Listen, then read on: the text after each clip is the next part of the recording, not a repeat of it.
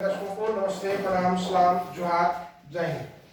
देखिए, आज जो विषय लेकर के आए हैं वह असेसमेंट ऑफ नीड्स माने मूल्यांकन की,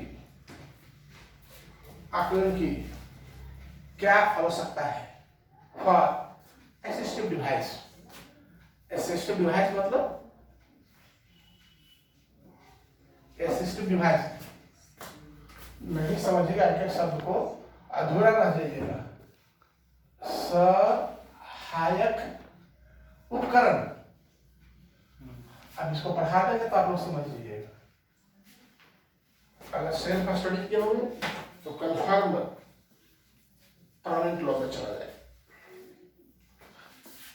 असिस्टेंट मीन्स आकलन। आकलन की क्या आवश्यकता है सहायक उपकरण में?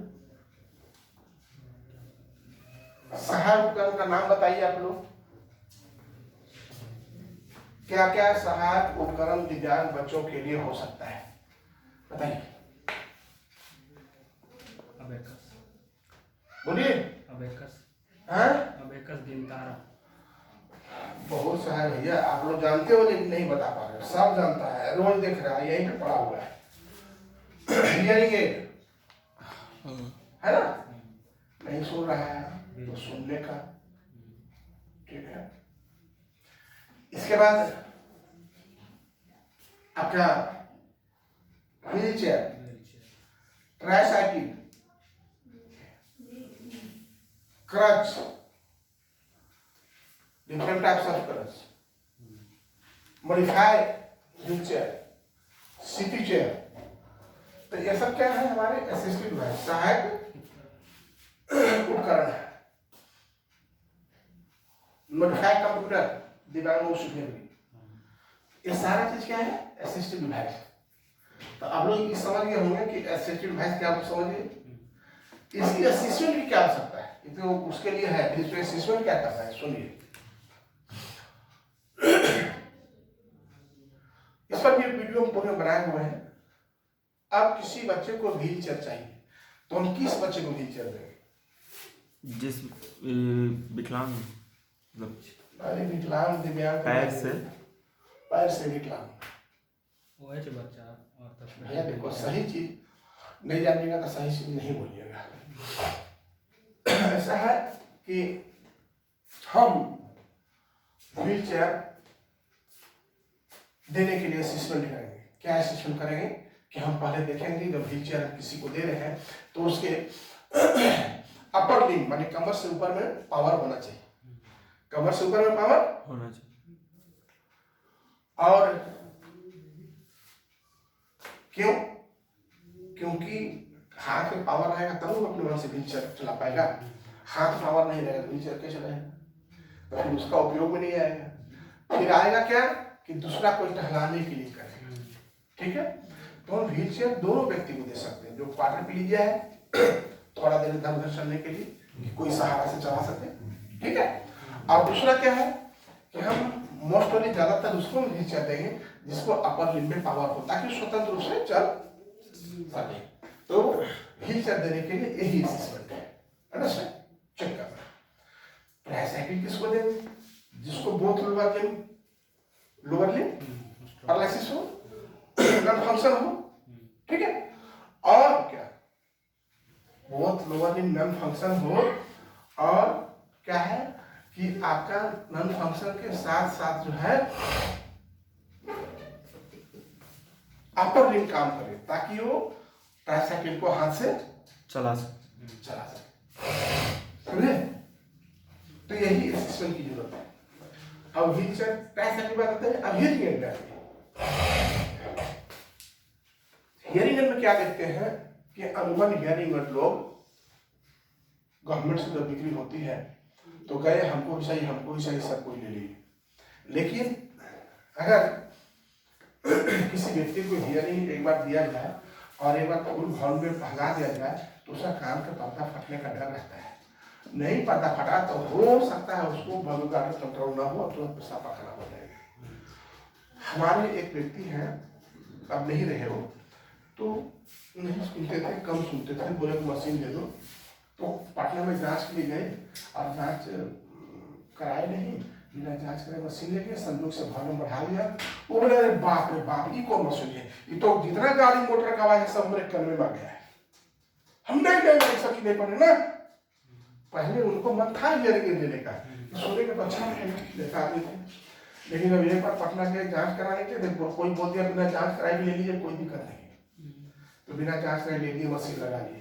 मशीन जैसी लगेगा तो केबला सब जनता तुम लोग रखो ना क्यों, क्योंकि उनको लगा बाप रे बाप, ये लेंगे तो हमारा दिमाग, तो काम तो खराब कम सुनते हैं, मस्ती से काम नहीं करेगा।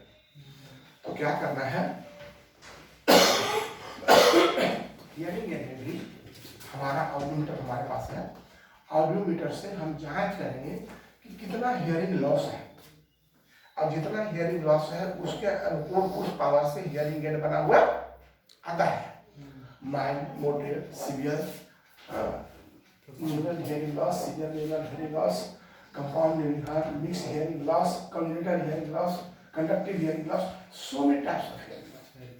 तो जिस तरह से लॉस होगा ऑडियोमीटर के द्वारा जांच करके हम उसको हियरिंग एड देंगे। इसीलिए आवश्यकता है assistance of needs for assistive device. Assistive device का अपील करने का इसीलिए है, सही नहीं देंगे तो उसके काम में नहीं आ पाएगा। तो ऊपर वाला मैटर समझ में आ गया आप लोगों को, पढ़ने को बहुत है, मेनली इतना जानिए, आप जितना बताए उतना लिख दिए तो आपको 10 नंबर मिल जाए, आ सकता है question. Second, effective use assessment result. देखिए इफेक्टिव यूज असेसमेंट रिजल्ट, जो आप असेसमेंट किए हैं तो उसका रिजल्ट जो है सो आप देखिए कि इफेक्टिव है या नॉन इफेक्टिव है। नॉन इफेक्टिव है माने जो हियरिंग एड हम दिए हैं तो प्रॉपर्ली हियरिंग एड देकर के छोड़ दिया तो नहीं बोल पाएगा, उसको हियरिंग देने के बाद उसको धीरे धीरे पढ़ने के लिए ट्रेनिंग देना होगा। ठीक है, व्हील चेयर है तो कभी चलाया नहीं है तो उसको चलने की भी ट्रेनिंग देना होगा, समझे। और ट्राइसाइकिल है, अगर व्यक्ति कभी नहीं चलाया तो नहीं चला पाएगा, उसको एक दूसरी ट्रेनिंग देना पड़ेगा। तो कहने का मतलब है कि effective use of assessment result, हमने जो असेसमेंट किया है, हमारा जो इफेक्टिव असेसमेंट है वह जो है आपका कैसा रिजल्ट आया है, यानी हमने जो असेसमेंट करके सामग्री उपकरण उपलब्ध कराया है तो क्या वो वर्केबल है या नहीं है, इसके उपयोग में आ रहा है या नहीं उपयोग में आ रहा है, तो यह ध्यान रखने की बिल्कुल बातें हैं। जैसे कि देखिए छात्र सीखने के बारे में एक स्पष्ट समूहक प्रश्न शुरू करें, जैसे प्रश्न जिसकी संख्या वास्तव में प्रवाह करता है, यानी कहने का मतलब है कि कुछ आप बोल रहे हैं, अगर किसी कुछ बोलने के लिए हम सिखाए हैं सपोज तो सिखाने के बाद हम पूछे तो कितना % वो सीखा है। हम अपने लोग को पढ़ा रहे हैं तो बीच में कभी क्वेश्चन करते हैं, क्यों करते हैं, हमको लगे कि हम बताए वो सीखे और नहीं सीखे आप। तो चलिए अब यही प्रैक्टिकल हम लोग कर लेते हैं। ऊपर के क्वेश्चन तो बहुत अच्छे से हम बताए हैं। देखिए assessment of needs for assistive device, हमको आप लोग से असिस्टिव डिवाइस का नाम बता दीजिए। असिस्टिव डिवाइस सहायक उपकरण का नाम बताइए। हियरिंग एड बोले ना, हाँ ठीक है, हियरिंग एड, ट्राइसाइकिल, ठीक है, व्हील चेयर, ठीक है, सीपी चेयर, मॉडिफाइड कंप्यूटर, है ना। तो अब ये हम समझते हैं, दोनों चीज आप लोग समझ गए हैं। देखिए भाई, आप सेल्फ स्टडी बेस्ट स्टडी है, लेकिन 3 बार 4 बार पढ़िएगा तो समझ में आएगा, लेकिन क्लास में आने से एक बार में आपको 20 to 80% समझ में आ जाता है। इसलिए more effective self study to the class बहुत ज्यादा इफेक्टिव है। चलिए तो हमारा आज का वीडियो समाप्त होता है। जय हिंद।